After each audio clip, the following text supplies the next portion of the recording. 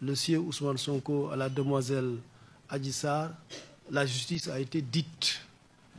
Malgré les menaces sur la justice, malgré les intimidations, malgré les injures, malgré les menaces, la justice a pu être dite, l'État est resté debout et les juges ont été courageux et ont dit ce qu'ils pensaient être le droit.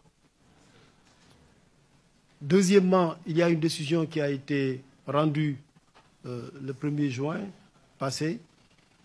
Et cette décision, il faut souvent la rappeler parce que les gens, souvent, ils lisent la décision, ils parlent de la décision sans donner le dispositif. Je rappelle, je vais y revenir tout à l'heure, que pour l'instant, la décision elle-même n'est pas disponible.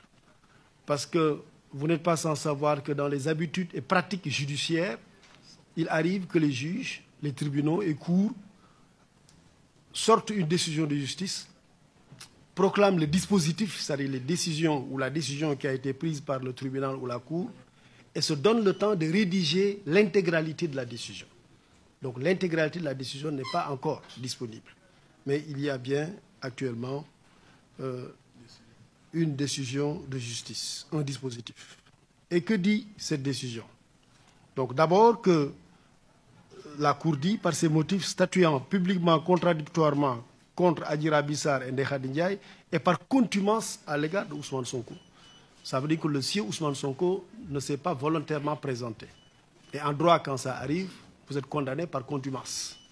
Et on connaît les conséquences de la contumace. Notamment que le contumax ne dispose pas du droit à formuler un appel et que le contumax aussi est déchu, fait l'objet de toutes les déchéances. Dans le fond maintenant, qu'est-ce qui a été décidé? La Cour dit acquitte Ndeye Khady Ndiaye du chef de complicité de viol et de diffusion d'images contraires aux bonnes mœurs. Acquitte Ousmane Sonko du chef de menace de mort. Déclare Ndeye Khady Ndiaye coupable d'incitation à la débauche. Disqualifie les faits de viol reprochés à Ousmane Sonko en corruption de la jeunesse, le déclare coupable de ce chef.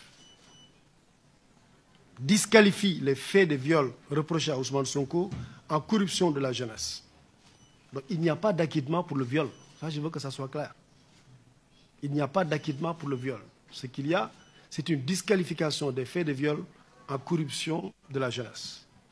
Et la corruption de la jeunesse est une disposition, une infraction prévue par le Code pénal du Sénégal,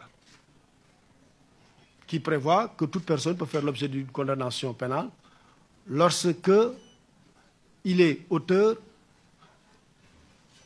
d'atteinte aux mœurs, donc lorsqu'il attente aux mœurs par corruption de la jeunesse ou incitation à la débauche.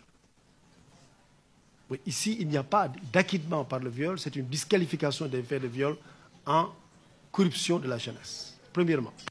Deuxième précision, ce chef d'accusation, le fait de demander qu'on poursuive pour pratique corruptive de la jeunesse, était bien visé dans l'ordonnance qui a saisi la chambre criminelle du tribunal de grande instance de Dakar. Le juge d'instruction, dans son ordonnance qui renvoie Ousmane Sonko devant la chambre correctionnelle, avait visé les faits de viol, donc poursuite pour viol, menace de mort, etc. et corruption de la jeunesse. C'est un document qui existe, tout le monde peut le lire, tout le monde peut le consulter. Parce que souvent, pourquoi je tiens à dire ça? Parce que souvent les gens disent, mais pourquoi on l'a condamné pour quelque chose qui n'était pas visé? Eh bien, c'était visé. C'est ça la réponse. Dans l'ordonnance de renvoi, il y avait bien donc poursuite pour viol, mais aussi poursuite pour corruption de la jeunesse. Ce n'est pas quelque chose que le juge a sorti de son chapeau ou de sa manche. Non, pas du tout. C'était bien prévu dans l'ordonnance de renvoi de Ousmane Sonko devant la chambre criminelle. Cela dit, maintenant, je vais terminer, Monsieur le Premier ministre, par donner juste quelques indications sur l'exécution de la décision de justice.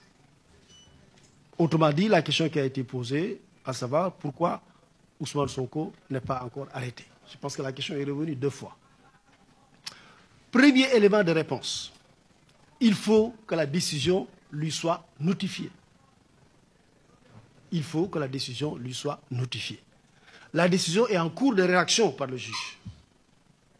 Et lui, il ne nous appartient pas de dire au juge, allez, faites vite pour votre décision. Non, c'est la justice sénégalaise qui fonctionne. Elle est indépendante. Elle fonctionne à son rythme. Donc, il faut que la décision soit disponible. Lorsque la décision est disponible, il faut qu'elle lui soit notifiée. Une fois que la décision lui est notifiée, deuxième étape, lui-même, le condamné, peut se constituer prisonnier. Ou alors, le parquet, qui a la charge d'exécuter la décision de justice, peut l'arrêter et l'amener en prison pour exécuter la décision de justice. Donc, deux possibilités, je répète. Lui-même se constitue prisonnier, ou alors le parquet exécute la décision et va le prendre pour l'amener en prison. Troisième élément, une fois que lui-même se constitue prisonnier ou que le parquet aille le quérir pour le mettre en prison, il a 10 jours pour acquiescer à la condamnation. 10 jours pour donc dire je suis d'accord avec la condamnation, ou alors contester la décision. Contester la décision en disant que je ne suis pas d'accord avec cette décision. Auquel cas, il peut être rejugé par la même juridiction, voire la même composition.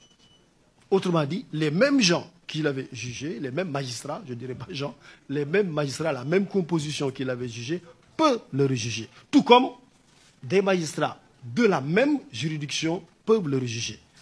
Ce qu'il faut entendre ici, c'est que c'est une sorte d'opposition. Ce n'est pas l'appel, ce n'est pas la cour d'appel. Non, c'est la même juridiction qui le rejuge.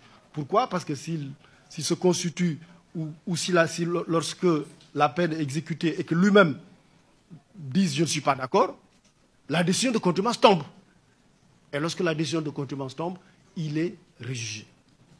Et lorsqu'il est rejugé, évidemment, il peut y avoir une confirmation du premier jugement ou une infirmation du premier jugement.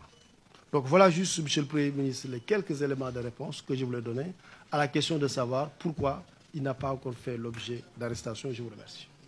Je vous remercie.